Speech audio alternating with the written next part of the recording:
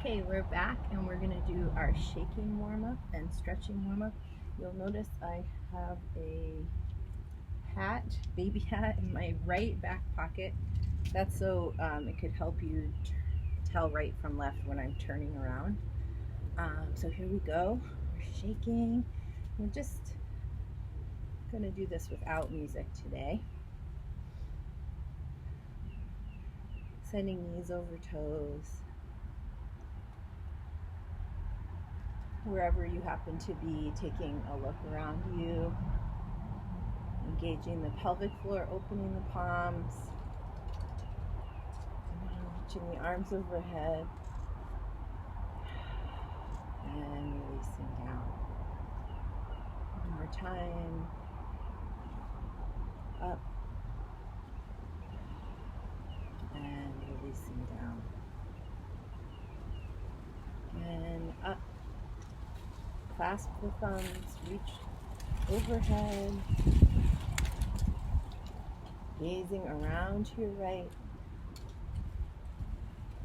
around to your left, coming forward, reaching way high, even looking up, and then releasing the hands, letting them relax down, rolling the shoulders, rolling the elbows, rolling the arms, and sitting back, reaching out from the tip of the tail all the way through the fingertips. And then drop the right arm, reach behind you.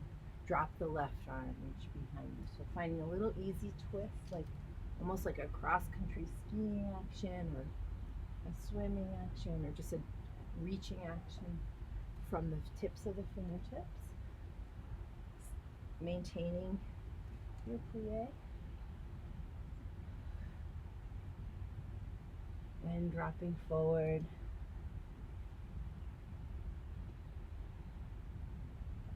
Plie and roll up the spine.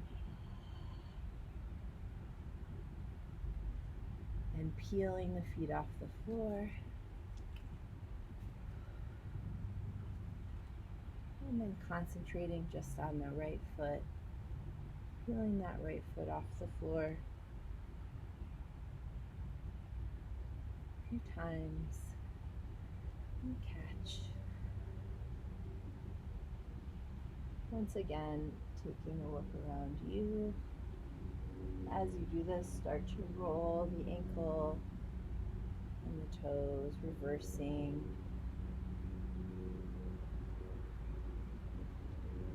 Going a little faster today than normal, just so we don't spend our whole time in warm-up mode. And circling the other direction. Woo.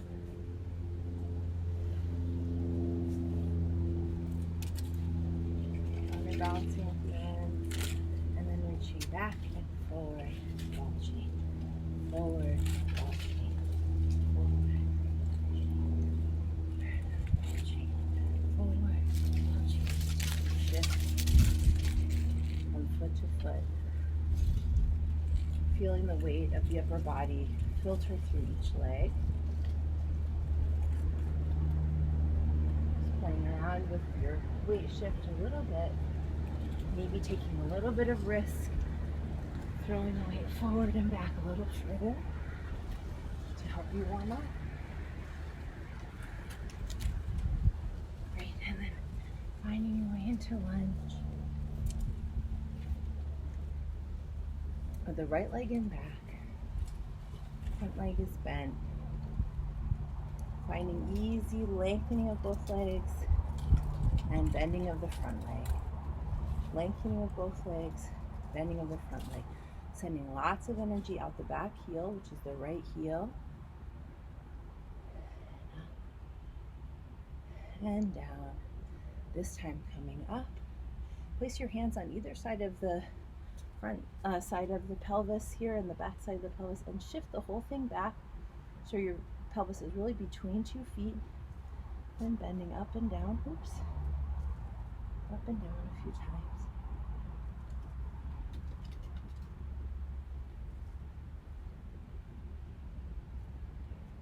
And then for today, we're not going to spend a lot of time on our hands and knees. So we're going to lengthen our leg again, place our hand on the floor and take an easy twist with the left arm up to the sky, up to the ceiling.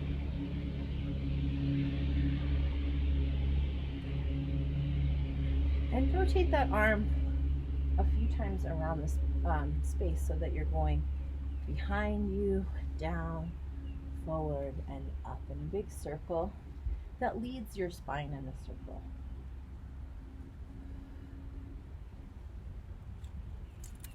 Right, and then today we'll place the left hand on the floor and walk the right leg back to a downward facing dog, just treading through the feet a little bit.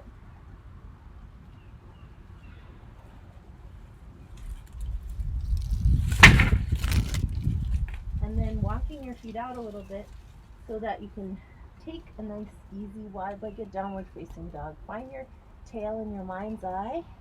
You can just curl your tail under a few times so you really feel that you're initiating action by the tail. And then you're going to bend your knees, curl your tail under, and let that ripple through your spine. So you're out into plank position with just your toes and your hands on the floor, and then drop your head and let your spine ripple back into downward facing dog. So you bend your legs, tuck your tail, ripple out to plank. You can take a push up here or not, and then drop your head and ripple back to downward facing dog. One more time, bend your legs, ripple forward. One push up, rippling back, and take your left leg way up in the air. Let your legs turn out and drop your knee open. Drop your foot towards your bum. Take a nice stretch here. And then just swing that left leg back up into lunge. The left leg leading the lunge. And then you're going to rotate the back leg and come into a wide-legged stance. I'm going to turn around so that you can see me. Opening your thighs in a nice plie stance, shifting back and forth. Drop one shoulder down, the other shoulder.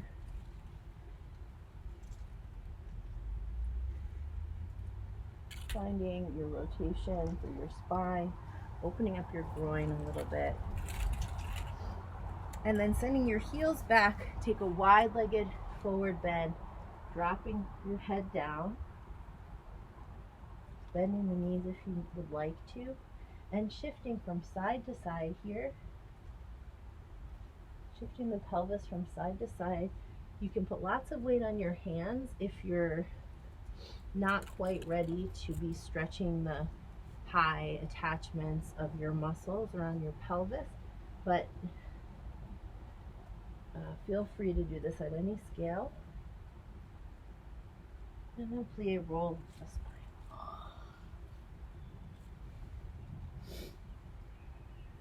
Wherever you are, jump your feet together. Turn around if you need to. And we'll do that easy on the other side. So finding your parallel.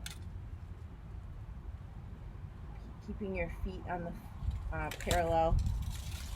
Sorry, feeling your feet on the floor is what I was trying to say. Sending one knee forward and then the other.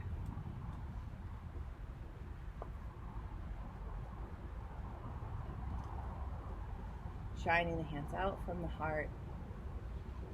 Big, broad body. Raising the arms overhead. And drop them forward. Again, raise the arms up.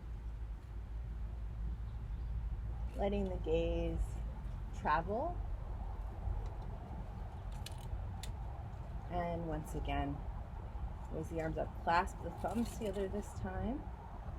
Reach your fingers high, high, high, high, high. Gazing around to the left. Really open the chest as you do this. And around to the right.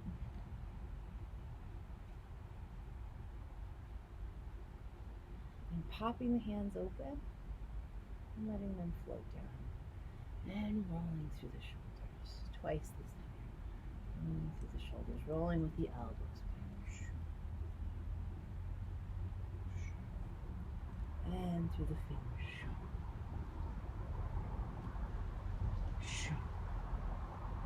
And find me in Utkatasana.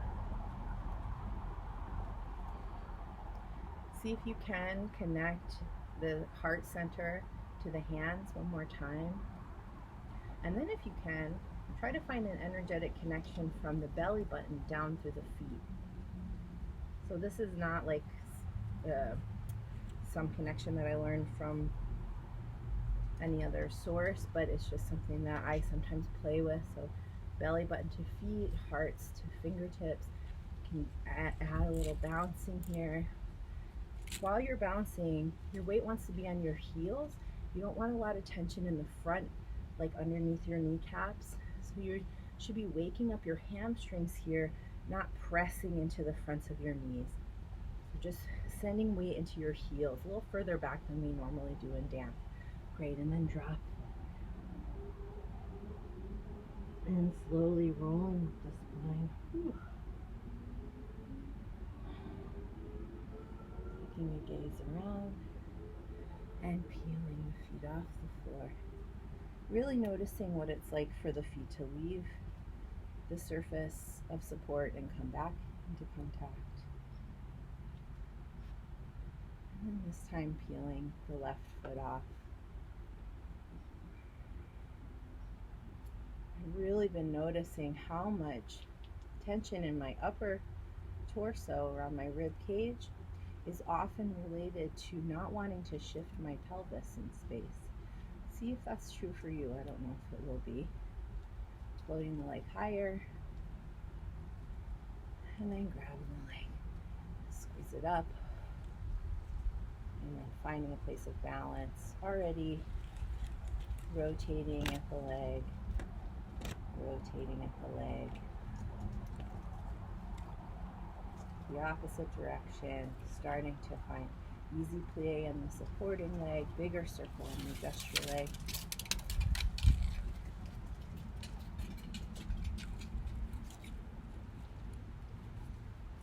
And reversing.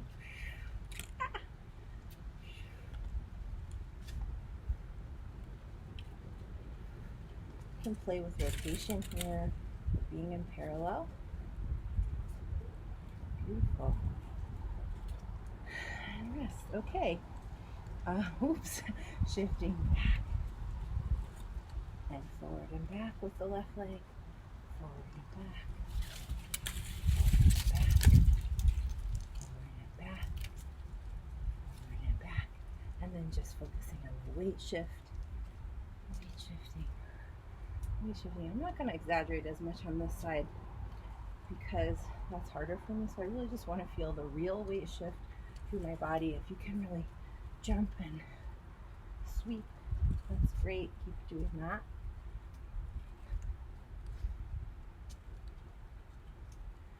Great, and finding your lunge, stepping into your lunge with the left leg back, coming up and down, up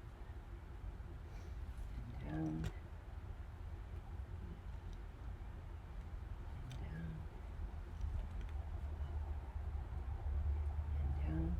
coming up again, shifting the pelvis back in space so that you're going up and down without moving the pelvis now, forward and back, and your back leg is bending. Last time. Now shift forward into your lunge, place your left hand on the ground, and shine your right arm up. Taking a few circles through the arm here and letting the arm lead the spine and the vision in a circle.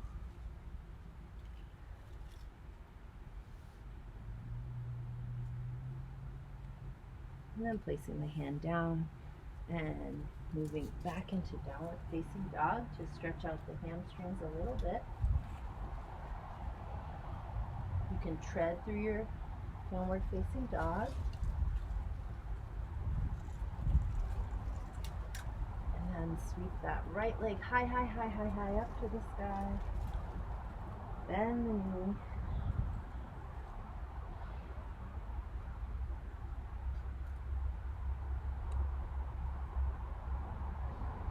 And bring it forward. Whew. Turning towards the open space between your legs. Rotate your legs out. Sitting in a wide second position. And really for a moment here, exploring the folding in the hip creases and then coming out of it a little bit and exploring your rotation. So letting the rotation go if you need to, explore the folding, and then expand out to experience the stretch on the inner thighs. For some of you with a lot of range, you won't need to sink down and come up the way that I do. So you'll be able to just explore folding in the hip socket versus creating a little bit of space in the hip socket and focusing on rotation. And then place your hands down, turn your feet parallel. Just take an easy forward bend, hold your elbows, let your head hang down.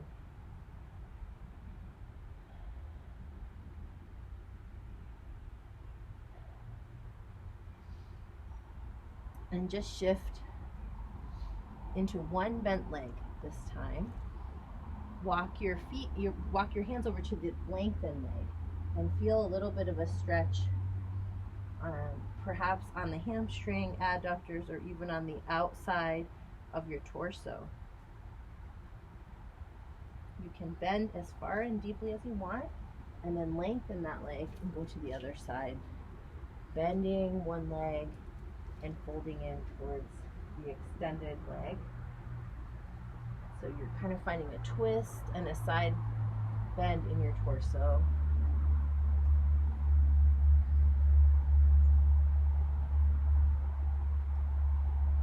And then walking towards the center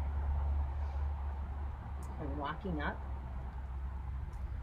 And then this time we'll just walk out into a wide-legged down dog. I'm just gonna walk my feet back to stay in the camera.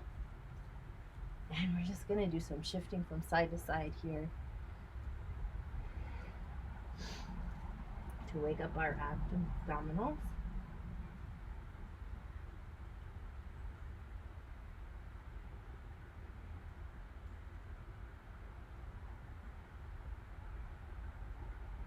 And place your knees down.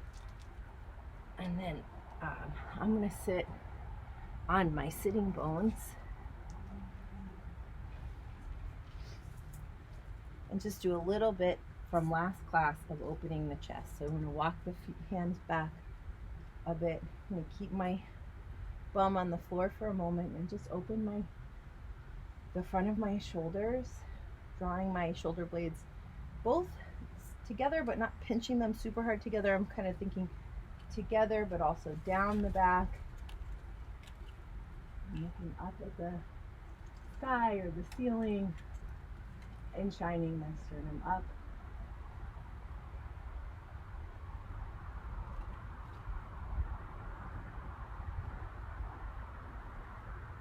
And then bringing the head back up and walking the hands. So you can repeat that, or you can go 2 levels of engagement more. So you can bend your legs up like we did last time, swinging our tail. This time we're just gonna lengthen here for a second, dropping the head as far back as is comfortable. Keeping it in line with the spine is totally fine. Or you can even lengthen out your legs and shine your pelvis up, and then come down. And then we'll do a tiny bit of stretching of the hips. So my surface here is not super comfortable. Probably most of you have a little bit more comfortable, but I'm trying to do this for people who are not enjoying being on the floor so much wherever they are. So you really need to modify hip stretches to your range because you don't want them to go into your knees. And whenever you have your knees bent and you're stretching your hip, what you want to be doing is making sure that you're not stretching your knee by pressing the outer edge of the foot into your hand, and that helps engage the muscles on the outside that cross the knee to protect the knee so that it doesn't rotate and stretch the ligaments inside the knee. So you'll see me doing that. So what I'm going to do is I'm just going to first of all draw my knee and my foot up and just cradle my knee and move it from side to side till I find a place that feels like it wants to stretch there. Hold it up and stretch it. And then I'm going to take the outside of my leg and I'm going to open up. And I'm going to fold into the stretch, wrapping my free arm around my leg, keeping the outer foot pressing into my elbow or my hand, and then open up and stretch. A few more times, holding in, and then opening up and stretch. You can place that leg down and take an easy side stretch here. Easy forward bend, and then come up, and we'll do the other side.